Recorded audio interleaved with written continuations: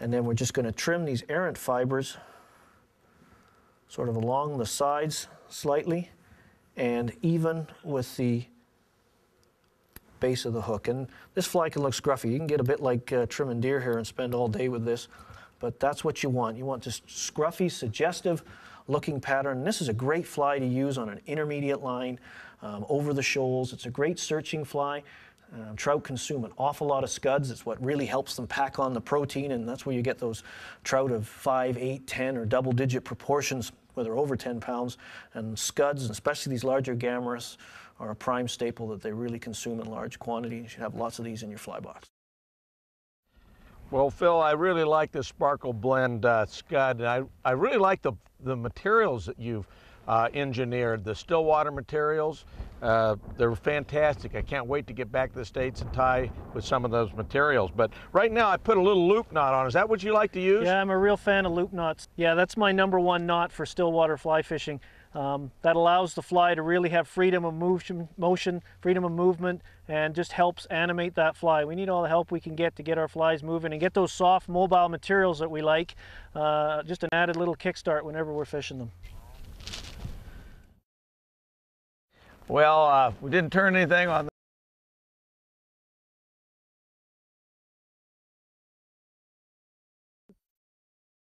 You know, I really enjoyed how you fished that damsel pattern, and I know that there's another pattern in your box I was looking at, and I see you've got it here. It really reflects light. Is that important in the damsel?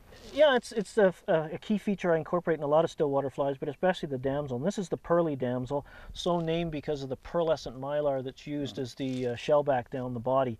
And it just, the beauty of using pearl mylars is they're not as bright and, say, overt as silver wires or silver mylars, but they mirror and complement the background color underneath of them, and it really helps just give that little suggestive glint, makes that fly stand out in the crowd, but perhaps doesn't put a wary big rainbow or brown off from gulping this down. Well, let's take a look and see how we tie this Pearly Damsel. That's it.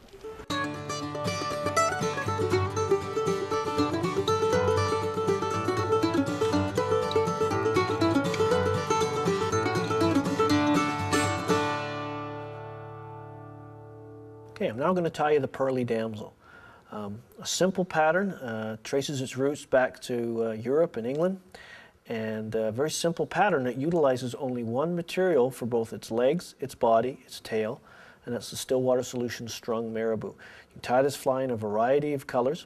When we first designed the Stillwater Solutions line of materials, we chose 6 core colors: olive, brown, tan, light olive, and calabatus. And from there, we spread these colors throughout the line and added additional colors depending on the use of the materials.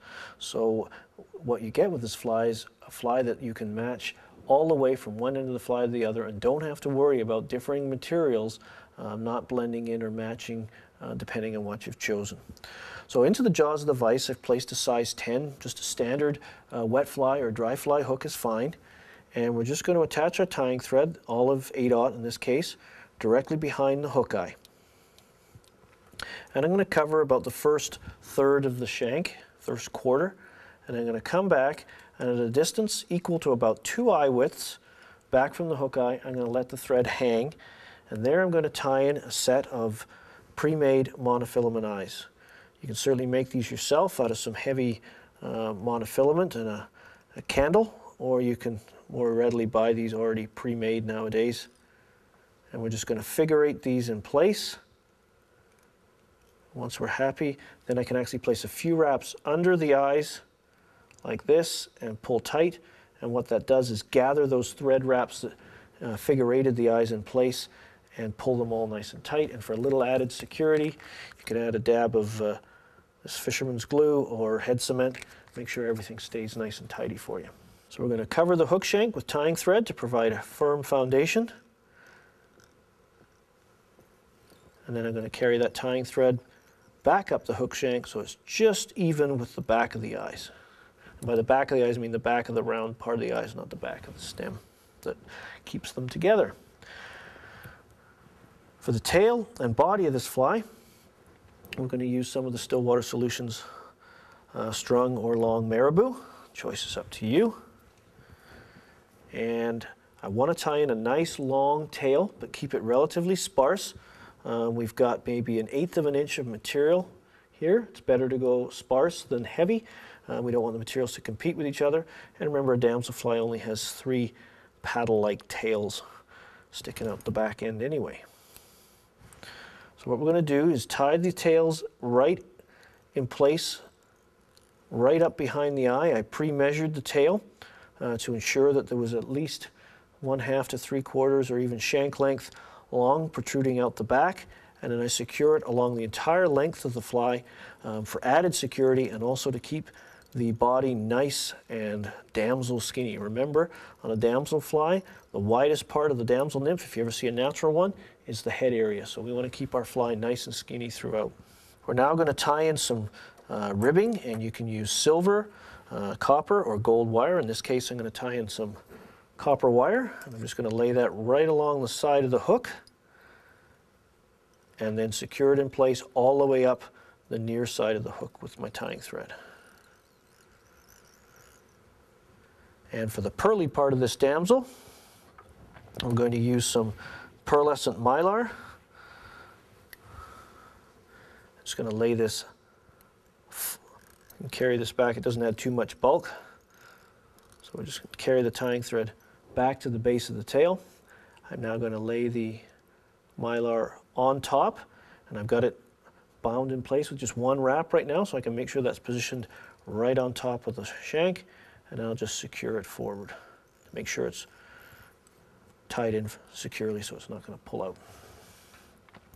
For the body, again, we're just going to use another sparse selection of the Stillwater marabou. I've probably got 10 to 15 single strands in there, and I'm just going to moisten them, kind of twist them together, position them in my fingers so the tips are sticking out between my thumb and forefinger, trim them even, moisten the tips to keep them gathered so they're easier to tie in,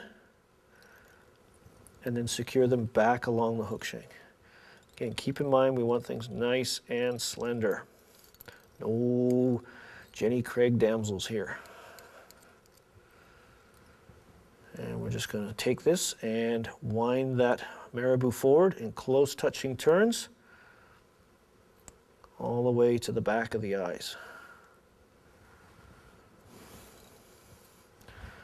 Pass the thread over a couple of times, a couple more times directly in front to lock it in place, and trim. Now we're going to pull our pearlescent mylar over the back of the fly, place a couple of wraps, one on top of each other to secure it in place, and you can wiggle that back and forth to make sure it's truly righted on top.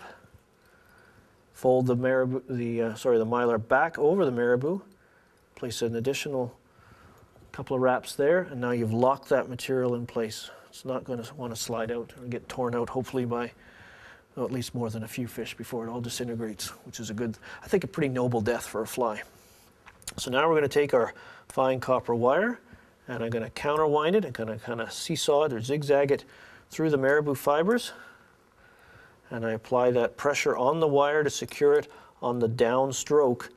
That way the torque of the wire coming over the top doesn't twist my mylar shell back out of position. So we just come up and again place the wire and tie it off, and place my thumb and forefinger at the joint and break away the excess.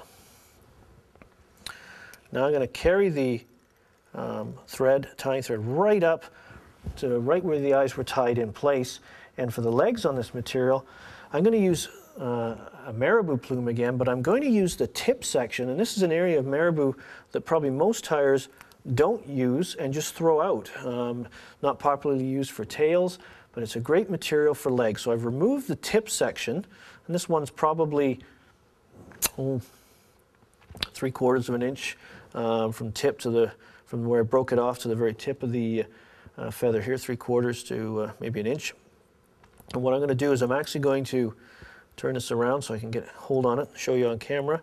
Just trim out that tip area here, and then I'm going to estimate how many legs I need. Remember, most insects only have 6, so it's better to go for a sparse selection than a lot, so I've trimmed this away even more, and now I'm just going to stroke these fibers together.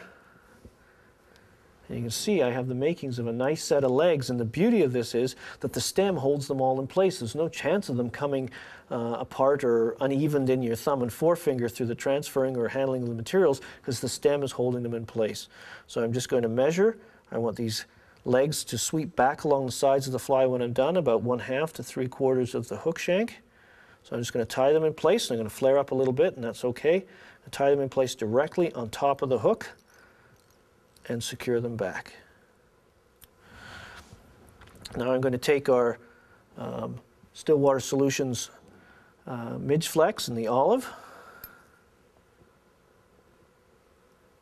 and tie that in place flat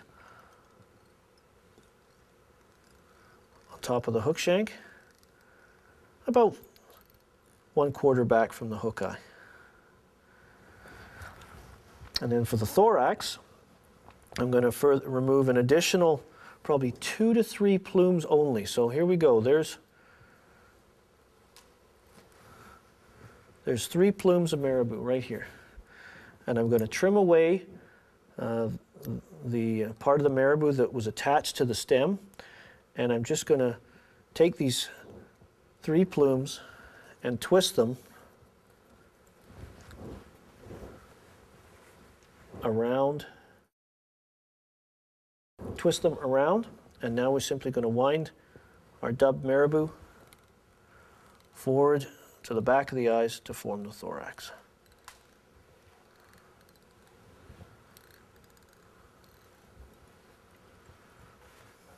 With the thorax now complete, it's time to form the legs. And all I'm going to do is simply divide the clump of marabou fibers I tied in for the legs into 2 equal bunches. And I'm going to fold 1 bunch along the far side of the hook and secure them in place with a tying thread. And then I'm going to take the second clump and moisten your fingers, helps keep them together, and secure them in place along the near side of the hook. And if there's a few fibers there that didn't want to come along, well, it's our fly, so if they don't want to play, they can go live elsewhere, I guess. When the damselfly swims, it moves through the water with that exaggerated swimming motion. It's kind of a slow, plodding method to its madness, and it has to take frequent rests when it does that. So these legs suggest that when the fly is moving through the water, and it's a hand twist retrieve, and an allowed, a prolonged pause, allow the fly to sink a little bit, and then carry on again. You can also, as you're retrieving, shake that rod tip as you're moving it through the water, and it helps add additional motion to the fly. So I'm just going to take, again, a couple of strands of marabou and spin them onto the tying thread to form a very sparse dubbing noodle. Oops. And I'm just going to use those to help wrap directly behind the eyes, and I can pull away the excess off the tying thread. That just helps further position the legs. Now I'm going to pull the wing case material over the top to help part the legs further. Tie them in place. Do not trim the excess. I'm actually going to fold it back out of the way. Take an additional 2 to 3 strands of marabou that we're going to spin onto the tying thread and dub in and around the eyes to help form the head of the fly. Again, remember that the head is the widest point on the damselfly nymph, but by no means should it be extra thick and bulky. So we just weave that in and around.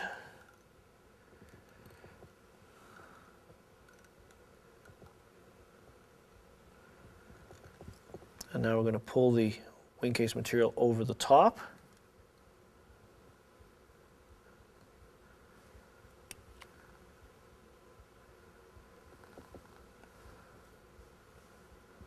Center that onto the shank there. So I just jiggle it, just a couple of wraps. I'm actually going to fold this back out of the way, so I'll build up my little thread head here so I can easily tie the fly on. Then I'm going to actually take the tying thread, go between the eyes, rotate it between the eyes, over the top, and around like that. So you position the thread directly behind the monofilament eyes. And now we're going to take the Midge Flex wing case material and 1 to 2 wraps to secure it back in place. Now we're going to whip finish the fly to complete the tying section of the Pearly Damsel.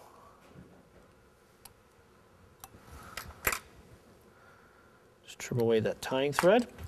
The only thing left to do is finish off the wing case. So to do this, we're just going to support and gather. Don't pull on the wing case. We're just going to hold it. It's cupped, it's wrapped around. I'm trying to push both ends towards each other here so it's folded in half lengthwise. Come in with my scissors on about a 30-degree angle towards the tail and trim away, and it leaves a nice little notched wing case that suggests the wing case of the natural nymph. So again, this is the Pearly Damsel. Excellent little realistic damselfly nymph, very skinny, and you can see the color is uniform throughout because the same material was used for the tail, was used for the body, was used for the legs, and used for the dubbing in and around the head and the thorax. Well, Phil, that was a nice fish on the damselfly. Now we're on to the Pearly Damsel, and you got one on the last one. What's going to make this damsel work a little better? Well, it's just a little different profile. It's perhaps a bit more imitative, not as much mobile materials in it. It's made entirely of marabou, so it's a great ability to match the hatch. Whoop, 2 in a row. Well, I'm going to cover that. So far, we haven't been able to talk any of those feeding fish. Now, any techniques to maybe make it more attractive? To stop? You can stop, or you can add a few quick twitches. And Quick again, twitches.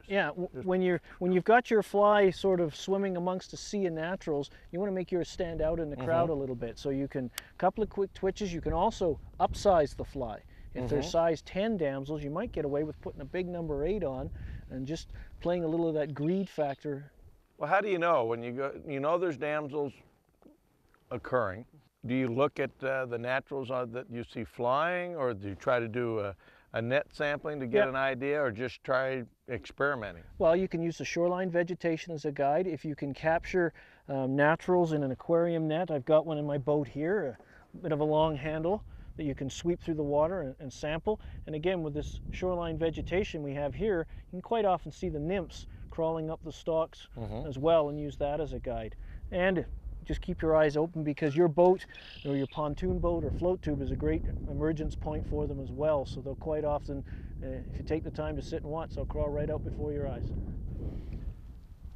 Well, I hate to put this on to you again, but one more cast. And then we have to go back to the vise? No, we have to go back to the vise, and we're into the next dragonflies, if I'm not mistaken, aren't we? That's correct. The meat and potatoes fly. That's right. One that I've had a lot of experience fishing.